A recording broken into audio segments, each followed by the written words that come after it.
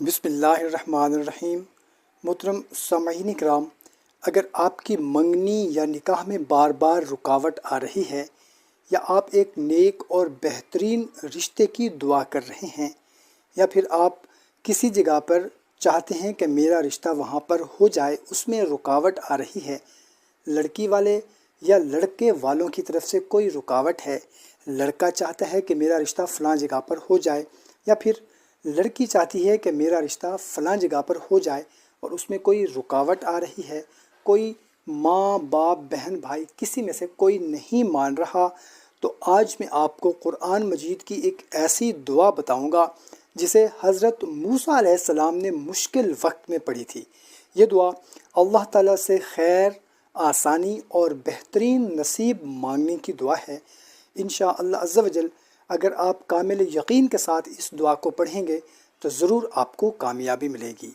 السلام علیکم دوستو، اگر آپ کی منگنی یا نکاح میں تاخیر ہو رہی ہے، بار بار رشتے آ کر ختم ہو جاتے ہیں، یا آپ ایک نیک اور صالح خوشیوں بھرا رشتہ چاہتے ہیں، یا کسی جگہ پر آپ پسند کی شادی پسند سے نکاح کرنا چاہتے ہیں، تو آج میں آپ کو قرآن کریم کی ایک عظیم دعا بتا دیتا ہوں۔ اگر آپ کے ساتھ بھی ایسا مسئلہ ہے تو کمنٹ میں آمین لکھ کر اس ویڈیو کو اپنے دوستوں کے ساتھ شیئر کر دیں، جزاک اللہ۔ تو یہ دعا حضرت موسیٰ علیہ السلام نے اس وقت مانگی تھی جب وہ انتہائی مشکل حالت میں تھے، اللہ تعالیٰ نے ان کی دعا قبول فرمائی۔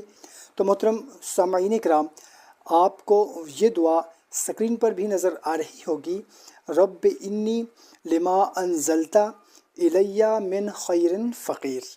اس کو روزانہ آپ نے باوضو حالت میں 100 مرتبہ اول اور آخر درود ابراہیمی 11 مرتبہ پڑھنے کے ساتھ آپ نے پڑھنا ہے۔ اللہ تعالیٰ سے دعا مانگنی ہے عاجزی کے ساتھ، اے اللہ اگر یہ رشتہ میرے دین دنیا اور آخرت کے لیے بہتر ہے تو اسے آسان فرما، اور اگر بہتر نہیں تو مجھے اس سے بہتر عطا فرما۔